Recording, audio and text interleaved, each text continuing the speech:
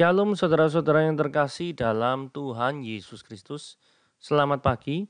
Renungan kita pada hari ini diambil dari 2 Korintus pasal yang ke-8 ayat 1 sampai 15. Judul renungan kita pada hari ini adalah miskin namun kaya.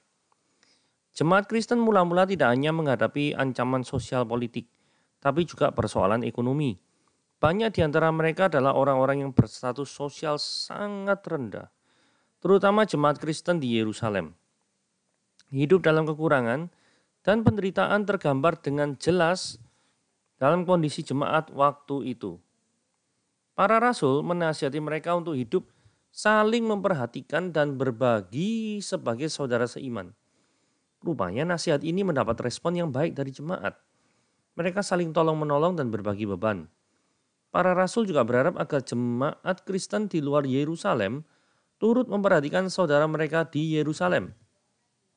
Jemaat dari Makedonia antusias menerima himbauan ini.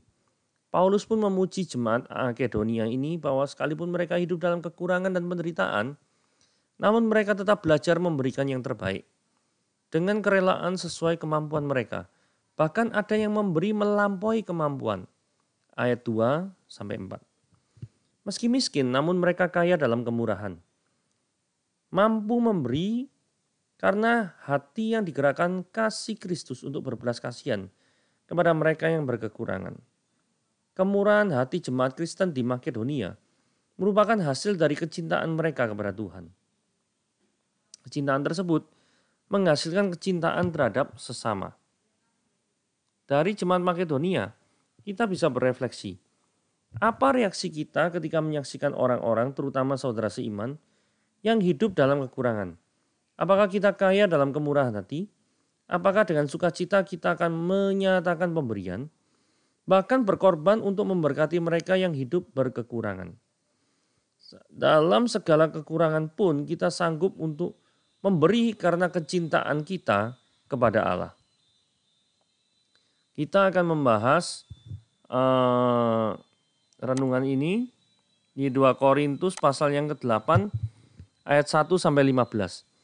Saudara-saudara yang kami hendak memberitahukan kepada kamu tentang kasih karunia yang dianugerahkan kepada jemaat-jemaat di Makedonia. Selagi dicobai dengan berat dalam berbagai penderitaan, sukacita mereka meluap. Meskipun mereka sangat miskin, namun mereka kaya dalam kemurahan. Aku bersaksi bahwa mereka telah memberikan menurut kemampuan mereka, bahkan melampaui kemampuan mereka. Dengan kerelaan sendiri mereka meminta dan mendesak kepada kami supaya mereka juga beroleh kasih karunia untuk mengambil bagian dalam pelayanan kepada orang-orang kudus. Mereka memberikan lebih banyak daripada yang kami harapkan.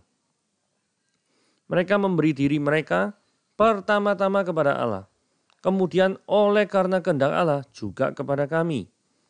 Sebab itu kami mendesak kepada Titus supaya ia mengunjungi kamu dan menyelesaikan pelayanan kasih itu sebagaimana ia telah memulainya. Maka sekarang sama seperti kamu kaya dalam segala sesuatu, dalam iman, dalam perkataan, dalam pengetahuan, dalam kesungguhan untuk membantu dalam kasihmu terhadap kami. Demikianlah jugalah hendaknya kamu kaya dalam pelayanan kasih ini. Aku mengatakan hal ini sebagai perintah, bukan sebagai perintah, melainkan dengan menunjukkan usaha orang-orang lain untuk membantu. Aku mau menguji keikhlasan kasih kamu. Karena kamu telah mengenal kasih karunia Tuhan kita Yesus Kristus. Bahwa dia yang oleh karena kamu jadi miskin, sekalipun dia kaya, supaya kamu menjadi kaya oleh karena kemiskinannya. Dan inilah pendapatku tentang hal itu, yang mungkin berfaedah bagi kamu. Memang sudah sejak tahun yang lalu kamu mulai melaksanakannya dan mengambil keputusan untuk menyelesaikannya juga. Maka sekarang selesaikanlah juga pelaksanaannya itu. Hendaklah pelaksanaannya sepadan dengan kerelaanmu dan lakukanlah itu dengan apa yang ada padamu. Sebab jika kamu rela untuk memberi, maka pemberianmu itu akan diterima. Kalau pemberianmu itu berdasarkan apa yang ada padamu, bukan berdasarkan apa yang tidak ada padamu. Sebab kamu dibebani bukanlah supaya orang lain mendapat keringanan, tapi supaya ada keseimbangan. Maka hendaklah sekarang ini kelebihan kamu mencukupkan kekurangan mereka, agar kelebihan mereka kemudian mencukupkan kekurangan kamu, supaya ada keseimbangan. Seperti ada tertulis, orang yang mengumpulkan banyak, tidak kelebihan, dan orang yang mengumpulkan sedikit tidak berkekurangan. Nah, kita lihat satu-satu ya. Di ayat 1-5 itu adalah kesaksian jemaat Makedonia. Jadi Paulus ini lagi bercerita kepada jemaat Korintus yang disapa saudara-saudara, itu jemaat Korintus. Kami tidak memberitahukan kepada kamu ini jemaat Korintus, tentang kasih karunia yang dianugerahkan kepada jemaat-jemaat di Makedonia. Jadi cerita kepada jemaat di Korintus tentang jemaat di Makedonia. Nah, ini penting sekali ya. Kalau kita mempelajari surat Paulus, itu ditulis kepada siapa, bercerita tentang apa, atau bercerita tentang siapa, itu sangat penting. Karena kalau kita gagal mendefinisikan atau memilah-milah tokoh yang diceritakan di dalam surat ini, atau kepadanya yang Paulus berkomunikasi, kita gagal mengidentifikasi, maka kita akan bingung. Sebenarnya maksudnya surat ini apa gitu loh. Ya kan? Karena langkah pertama untuk membaca surat yaitu kita harus mampu memiliki kemampuan untuk mengidentifikasikan surat ini ditulis kepada siapa, bercerita tentang apa, bercerita kepada siapa. Ya. Sukacita sejati. Jadi selagi dicobai dengan berat dalam berbagai penderitaan. Jadi jemaat Makedonia ini kan lagi diceritakan tentang jemaat Makedonia tuh ya. Itu berat menanggung penderitaan. Semua jemaat pasti berat menanggung penderitaan. Ya kayak di Yerusalem juga berat menanggung penderitaan. Ya. Tapi sukacita itu anehnya meluap. Bukan cuma appear, muncul ya. Tapi ini meluap. Luar biasa nih. Jadi sukacita yang sejati di sini itu tidak bergantung pada kondisi eksternal. Sukacita sejati bukan berarti tidak adanya atau hilangnya penderitaan. Penderitaannya bukti tetap ada kok. Jadi koeksis ya. Koeksis itu ada bersama-sama antara sukacita dan penderitaan. How come? Bagaimana bisa penderitaan berada bersama-sama dengan sukacita at the same time? Bagaimana bisa? Nah ini ya. Nanti jawabannya ada di ayat selanjutnya. Di sini Paulus menceritakan jemaat Makedonia itu kelebihannya apa sih? Mereka mau memberi meski miskin. Jadi kondisi yang menderita itu bahkan miskin tidak mengalami jemaat Makedonia untuk berbagi. Jadi luar biasa ya. Bandingkan dengan kisah janda miskin yang memberikan 2 peser. Janda ini juga tidak punya apa-apa. Sebelum memberi, kata Yunaninya adalah pennikros. Miskin tapi masih punya uang. Tapi setelah memberi 2 peser duit itu, maka status janda miskin itu menjadi phtokos. Artinya tidak mempunyai apa-apa lagi. Berarti dia menyerahkan seluruh hidupnya. Itu di tangan Tuhan. Ya. Jadi ini memberi melampaui kemampuan mereka.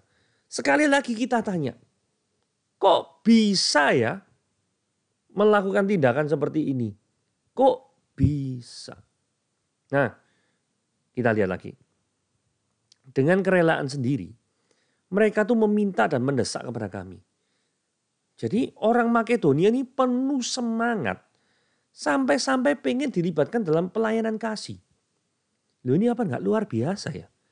Padahal orang-orang jemaat Makedonia yang tadi digambarkan lagi mengalami penderitaan. Punya 1001 alasan. Banyak macam untuk tidak ikut dalam pelayanan kasih. Tetapi nyatanya tidak. Mereka tetap mau memberi. Sekalipun mereka dalam kondisi yang kurang juga. Jadi ini jemaat yang bahasa kerennya sekarang itu anti manja. Jadi kalau jemaat yang manja kan dikit-dikit. Kok saya nggak diperhatikan? Wah tersinggung. Ya toh. Kok saya nggak ditelepon? Kok saya nggak dilibatkan? Kok saya nggak gini? Kok saya nggak gitu? Fokusnya itu pada saya tok. Tapi jemaat Makedonia fokusnya itu pada orang lain. Nah ini yang membedakan jemaat dewasa dengan jemaat kanak-kanak ya model kayak gini nih. Jemaat kanak-kanak itu fokusnya pada diri sendiri. Yang namanya anak-anak selalu fokusnya pada diri. Ya toh, karena masih kecil enggak ngerti apa-apa. Tapi kalau Anda sudah jemaat dewasa, fokusnya itu sama orang lain. Nah, Anda menilai diri Anda sendiri sebagai jemaat yang manja atau enggak tuh? Anda sendiri yang tahu jawabannya. Nah, ini ya. Yang dari tadi kan ada haukam. Bagaimana mungkin mereka bisa semangat untuk pengen dilibatkan dalam pelayanan sekalipun mereka menderita. Bagaimana mungkin mereka bisa bersuka cita. Bagaimana mungkin penderitaan koeksis ada bersama-sama dengan sukacita. Haukam, bagaimana mungkin? Karena jawabannya ada yang di kuning-kuning itu ya. Karena mereka memberi diri mereka pertama kepada Allah. Jadi semangat pelayanan yang sejati itu adalah sebelum terjun melayani orang lain, serahkan seluruh hidupmu pada Allah. Diulangi sekali lagi ya. Semangat pelayanan yang sejati. Sebelum terjun melayani orang lain, serahkan seluruh hidupmu pada Allah. Karena kalau masih ada kepentingan individu yang terlibat di dalam suatu pelayanan, percayalah, pelayanan itu pasti akan terhambat. Karena visinya bukan untuk kemuliaan nama Tuhan, tetapi visinya adalah untuk kemuliaan pribadi-pribadi tertentu. Jadi rahasianya sudah jelas di sini ya, yaitu menyerahkan diri mereka kepada Tuhan. Kita mungkin tidak bisa bersemangat dalam hal pelayanan seperti Jemaat Makedonia. Karena kita belum menyerahkan hidup kita kepada Tuhan. Melalui renungan pada hari ini, serahkanlah hidupmu kepada Dia. Nah sekarang change topik, pergantian topik. Jadi 5 ayat pertama itu bicara tentang apa? Jemaat Makedonia. Nah sekarang Paulus bicara kepada orang Korintus. Ya toh? Dia ngomong gini, sebab itu kami mendesak kepada Titus supaya ia mengunjungi kamu, menyelesaikan pelayanan kasih sebagaimana ia mulainya. Kelihatannya dia ada pelayanan di jemaat Korintus yang tertunda. Nah ini pelayanan kasih kepada jemaat di Yerusalem. Padahal secara materi, secara perkataan, kekayaan apa ini jemaat Korintus lebih dari cukup. Kalau kita lihat ya ayat 7 ya. Sama seperti kamu kaya dalam segala sesuatu. Dalam iman, perkataan, semuanya Korintus ini diberkati luar biasa. Demikian jugalah, nah ini Paulus minta, demikian jugalah hendaknya kamu kaya dalam pelayanan kasih. Berarti belum kaya. Jadi kelihatannya ada pelayanan kasih ini diabaikan oleh jemaat di Korintus. Tapi Paulus percaya kalau jemaat Korintus ini niat, pasti bisa membantu jemaat-jemaat di Yerusalem yang lagi butuh kebutuhan. Yang lagi memang membutuhkan. Nah, jadi Paulus ini motivasinya gini. Paulus itu membandingkan antara jemaat Makedonia dan Korintus. Tujuannya apa sih? Tujuannya supaya jangan sampai jemaat-jemaat di Korintus ini melakukan pelayanan kasih hanya karena disuruh Paulus. Tapi supaya mereka itu contoh daripada jemaat Makedonia yang memiliki hati yang ikhlas dalam pelayanan. Tujuannya seperti itu.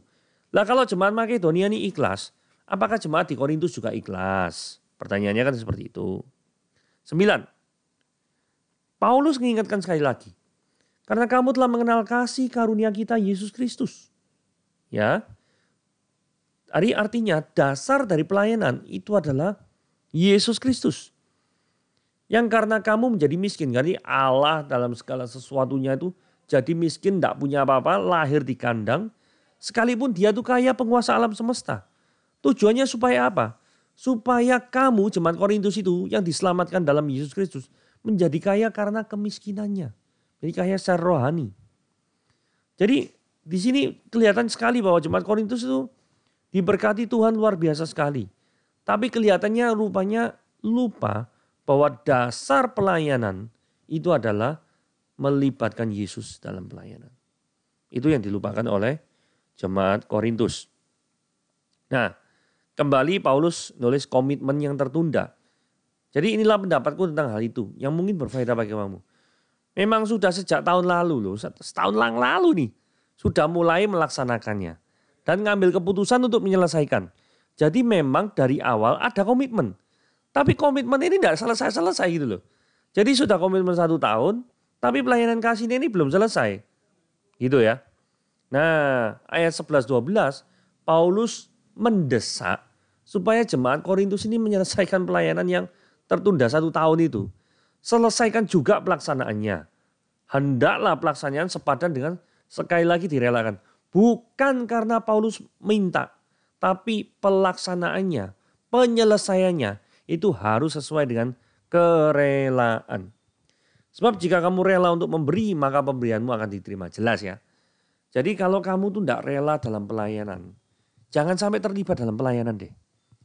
Karena itu akan sia-sia. Ya.